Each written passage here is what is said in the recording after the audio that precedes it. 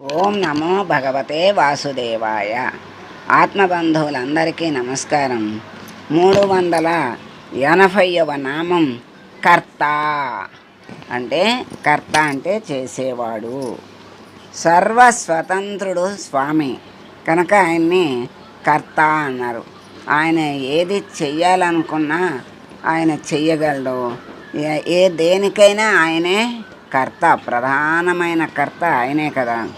అందుకని ఆయన్ని కర్త అన్నారు. ఏ కార్యం నిర్వహించాలన్నా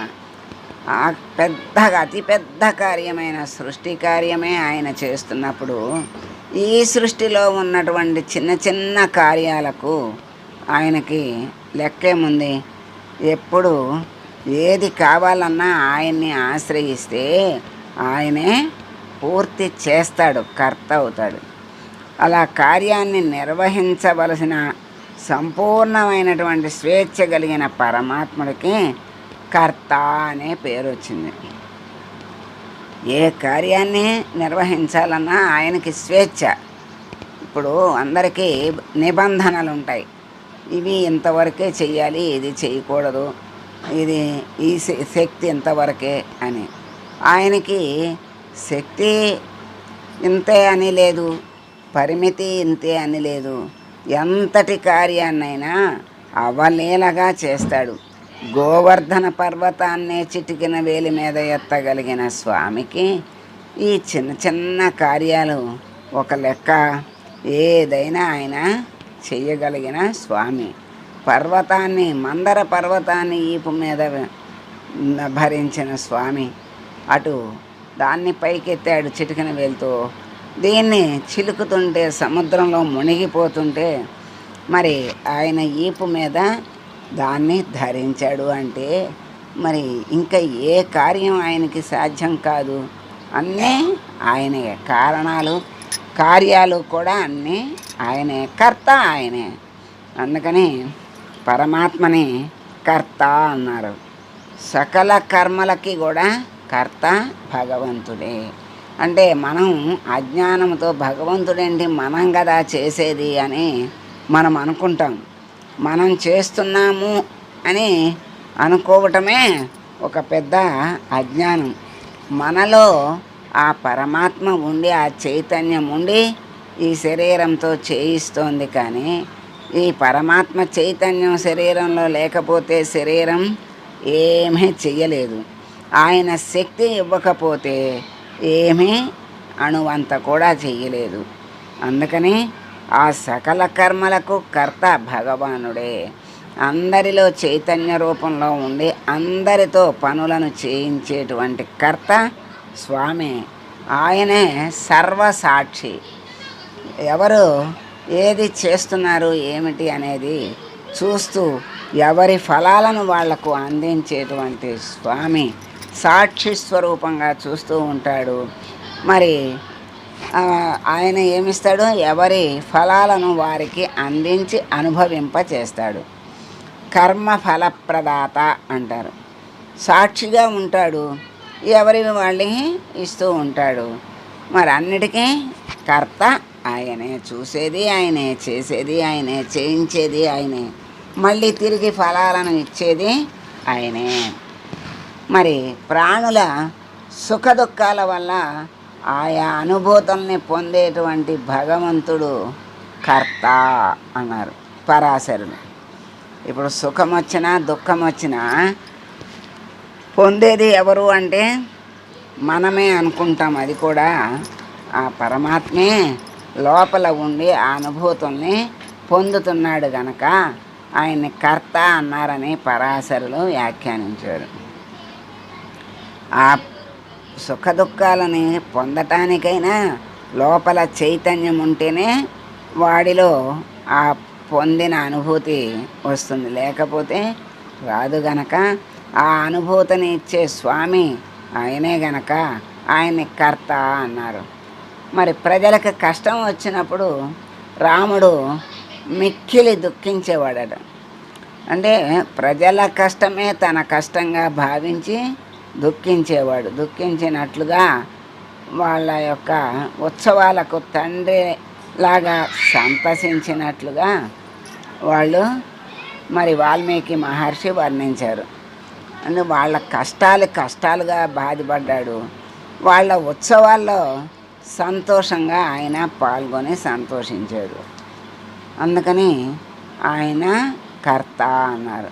మరి సమస్తానికి కర్త, సమస్త బంధాల్ని ఛేదించేవాడు కర్త అని సత్యసంధులు వ్యాఖ్యానించారు. ఈ సృష్టి అంతటికీ కర్త ఆయనే.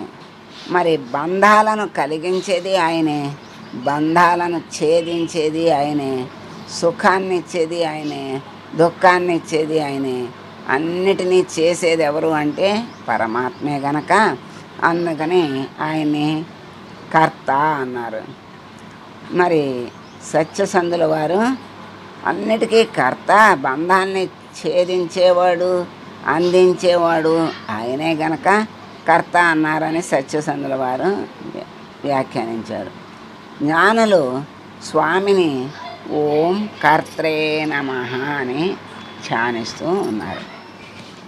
మరి ఇంకొకసారి సర్వస్వతంత్రుడైన స్వామిని కర్త అన్నారు.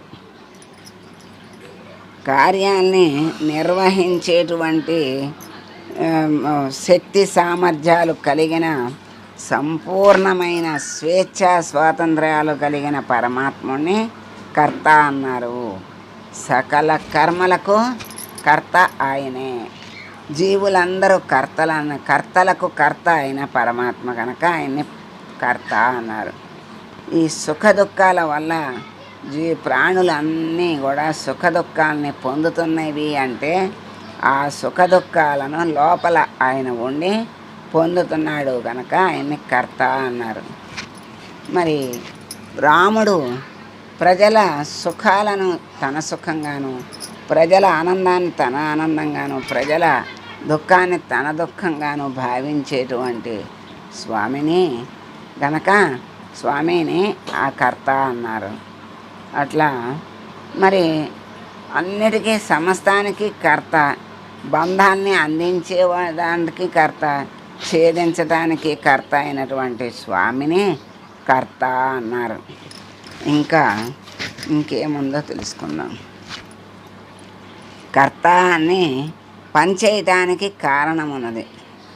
కర్త అంటే చేసేవాడు కనుక పని చేయించుతున్నాను అని తలచేవాడు పనులకు కర్త అవుతాడు. అంటే నేను ఈ పని చేస్తున్నాను, చేయిస్తున్నాను అనేటువంటి భావం కలిగిన వాడు కర్త అవుతాడు. నిజానికి పని చేయటానికి, ప్రేరణ కలగటానికి, చేయించటానికి పరమాత్మ నుండే జీవుని మనస్సుకి తోస్తుంది. ఈ మనస్సు మనకి అలా అనిపించింది చేస్తున్నాము అని మనం అనుకుంటాం. ఈ మనస్సుకి ఆ ప్రేరణ సంకల్పము ఇచ్చింది పరమాత్మే గనక ఆయన్ని కర్త అన్నారు. తనకు తోచింది గనక చేస్తున్నానని తలచే వాళ్ళకి తనకెట్లా తోస్తుందో తెలియదు. నాకు ఎలా తోచిందో నాకే తెలియదు అనుకుంటాం. నేను ఎలా చేస్తానని నేనేం అనుకోలేదు, నాకు సామర్థ్యం లేదు, ఎలా చేశానో నాకే తెలియదు, ఎట్లా మాట్లాడామో మనకే తెలియదు. అనేక సంఘటనలు మనకు తెలియకుండానే పనుల్లో కానీ, మాటల్లో కానీ, చేతల్లో కానీ తెలుస్తూ ఉంటుంది, అనుకుంటూ ఉంటాం. అంటే మనకే, మన పని మనకే, మన చేత మనకే, మన మాట మనకే తెలియని స్థితిలో మనం చేస్తున్నామని అనుకుంటున్నామంటే చేయించేవాడు పైన ఉన్నాడు. అందుకే ఆయన్ని కర్త అన్నారు. ఆ మనస్సుకి తోచేటట్లుగా చేసేది ఎవరు అంటే పరమాత్మ కనుక అందరిలోనూ భగవంతుడు కర్తగా ఉన్నాడు అని మనకి ఈ కర్త నామం ద్వారా చక్కని అర్థాన్ని మనకి తెలియజేశారు. స్వామి, కర్త అయినటువంటి స్వామి, నీవు మా మనసులో కర్తలము మేము అనేటువంటి భావాన్ని తొలగించి నీవే కర్తవనే భావాన్ని దృఢపరిచి ఎప్పుడు ఏ సుఖదుఖాలు వచ్చినా, ఏ లాభ నష్టాలు వచ్చినా ఏ మానవమానాలు వచ్చినా అన్నిటికీ నీవే కర్తవు స్వామి అని జ్ఞానముతో జీవితంలో నడుచుకుని ఆ మార్గంలో నడిపించి నీ దరికి చేర్చుకునే భారం కర్తవు నీవే స్వామి అని వేడుకుంటూ మంగళం పాడదాం.